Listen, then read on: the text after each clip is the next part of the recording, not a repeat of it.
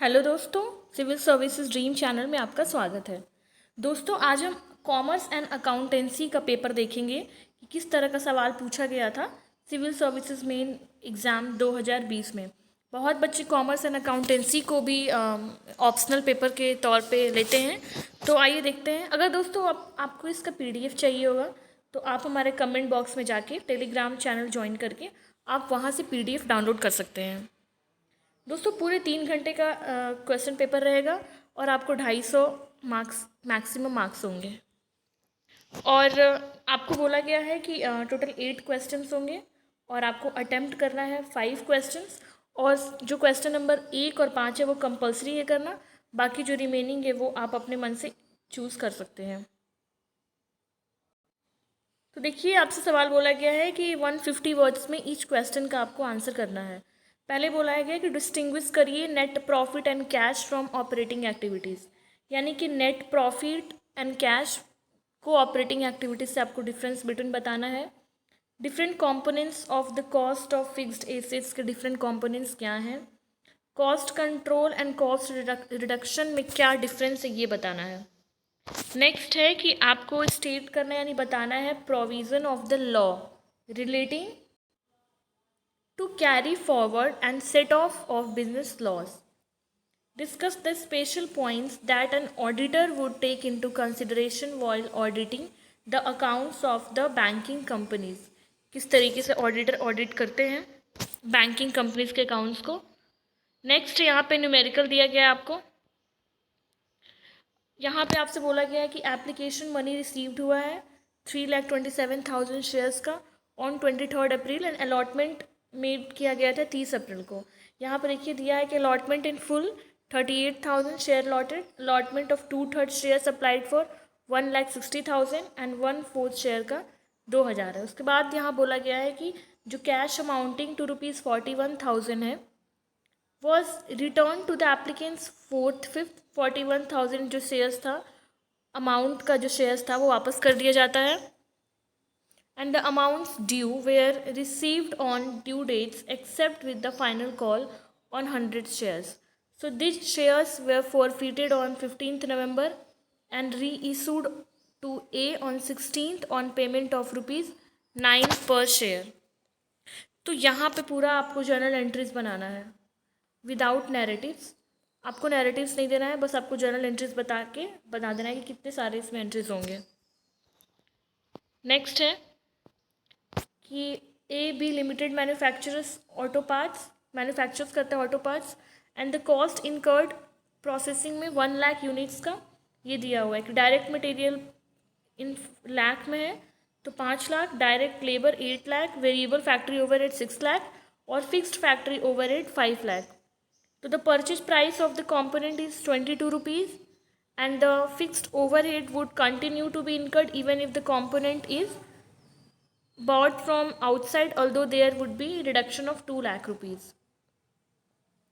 तो यहाँ पे है कि should the part be made or bought when the present facility released and remains idle in the event of purchase, and if the released capacity can be rented out to another company for 1,50,000, what would be the decision।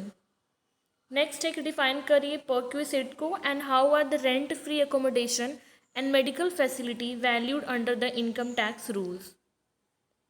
यहाँ पे आपसे फिर से एक numerical पूछा गया है।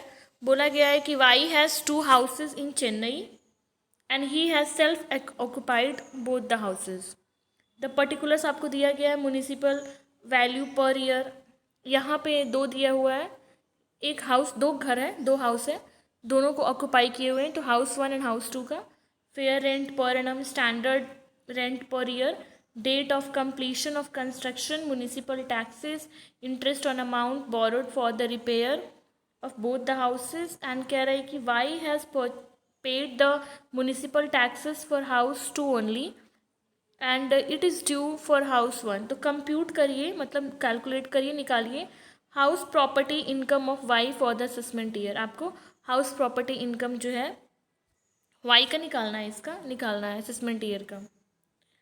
Advice आपको यहाँ दिया गया है कि which house should be opted by the Y to be assessed as self occupied and state the reasons for it. What do you mean by PV ratio, PYV, and how it is computed? कैसे इसको calculate किया जाता है, निकालते हैं, and what are its uses in BEP analysis? What is meant by the normal wastage and abnormal wastage? And state करिए कि how are they treated in process costing में, कैसे ट्रीट किया जाता है उनका। अगला सवाल फिर से न्यूमेरिकल है। यहाँ पे देखिए आपको relates to the cloud limited है 31 मार्च को। इतना आपको इक्विटी शेयर्स है, इतना डिबेंचर्स है, इंटरेस्ट ऑन डिबेंचर्स आउटस्टैंडिंग है, ट्रेड क्रेडिटर्स है, फिक्स्ड एसेट्स है, करंट एसेट्स है, current assets revalued at and current assets, fixed assets revalued, current assets revalued. और यहाँ पे कुछ आपको एडिशनल इन्फॉर्मेशन दिया गया है। कहा गया है कि जो शेयर्स है सब डिवाइड किए गए हैं 5 रुपये में and 90% of the shares were surrendered. The total claims of the debenture holders were reduce to 59,000 and in the consideration of this they were also allotted the shares amounting to rupees 20,000. The creditors agreed to reduce their claims to rupees 30,000, 1/3 of which was satisfied by issue of equity shares out of those surrendered, and the shares surrendered but not reissued were cancelled. तो आपको इसमें एक journal entries for the reconstruction के लिए draft करना है। Briefly discuss the important methods of measuring the divisional performance. What is divisional profit and how could an auditor ensure that the dividend is not paid out of capital? अगला है कि analyse करिए 5150 words में, explain करिए Gordon's का share valuation model and state in which case dividend policy is irrelevant under this model. आपको बताना है कि decision tree approach for evaluating risky investments क्या है, out of cost of equity and cost of debt, which one is lower and why? Briefly explain the components of the Indian financial system and enumerate the methods of issue of securities in the primary market. Primary market, secondary market, दो तरह के market होते हैं। फिर यहाँ पे आपसे सवाल किया गया है कि यहाँ पे एक्सपेक्टेड कैश फ्लोज दिया गया है 0 year, 1 year, 2 year, 3 year, -1,40,000, 50,000, 40,000। Cost of capital 10% दिया है। तो आपको कैलकुलेट करना है पे back period, net present value, discounted pay back period and profitability index. अगला सवाल आपसे कहा गया है कि आप रिटर्न ऑन एसेट्स पे डिफाइन और कंपेयर करिए return on capital employed and return on equity. Next आपसे कहा गया है कि कैलकुलेट करिए degree of operating leverage, financial leverage and combined leverage from the data under the situation 1 and 2 from the financial plans A and B।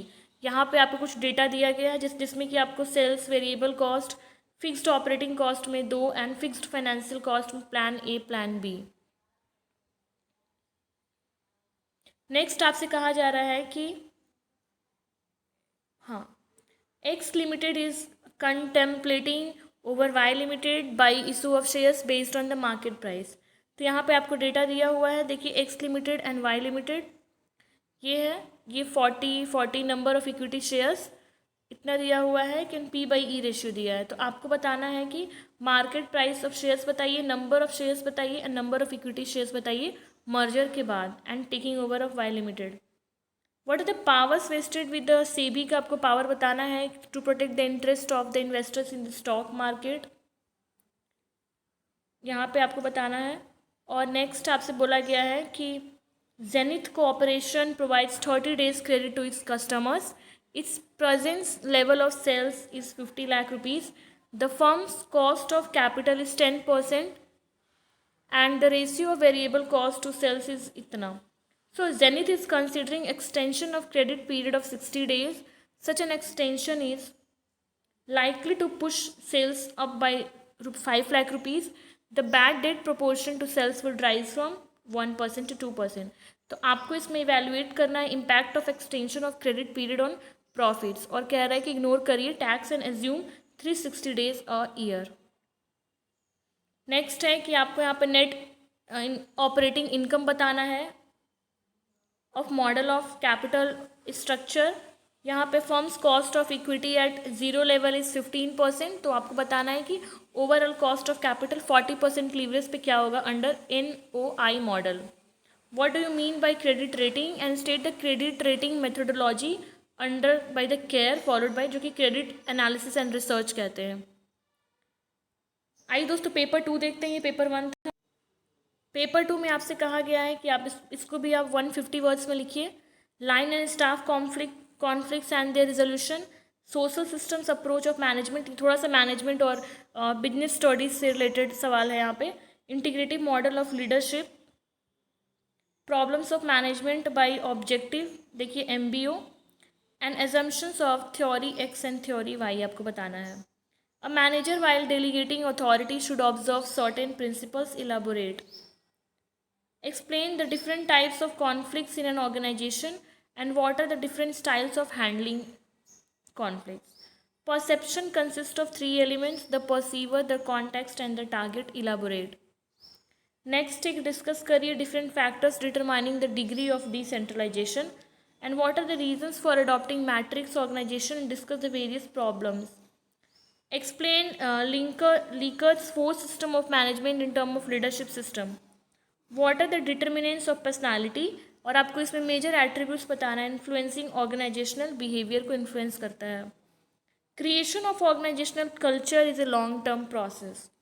In light of this statement आप discuss करिए, process को discuss करिए जो कि involve है creating एक organisational culture create करने में करता है। नेक्स्ट एक discuss the different tactics which are use to gain power in an organisation.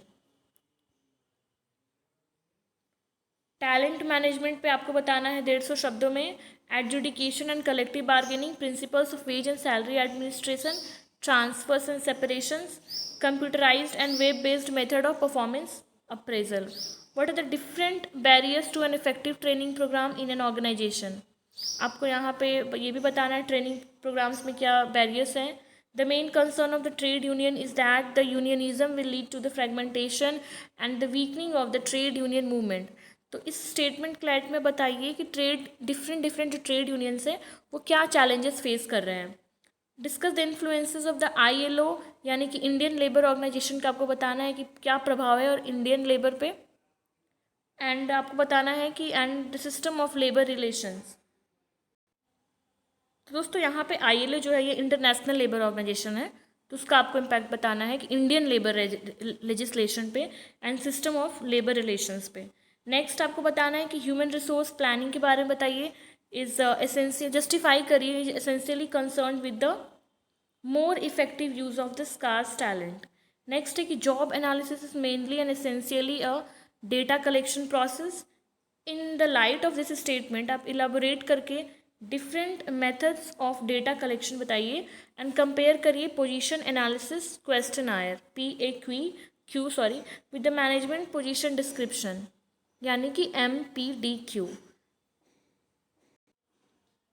Next है कि a good incentive plan should have sufficient incentives for workers to raise their output and also should not put undue burden on the management, elaborate. Next है कि the management development programme are understood as a conscious effort to improve the managerial effectiveness through a planned and deliberate planning process।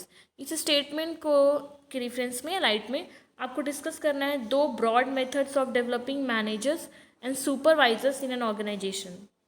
Management should try to remove the irritants which encourage exit of workers. In view of this discuss the different methods of reducing labour turnover, यानी basically labour turnover को कम करने के लिए बताना है आपको।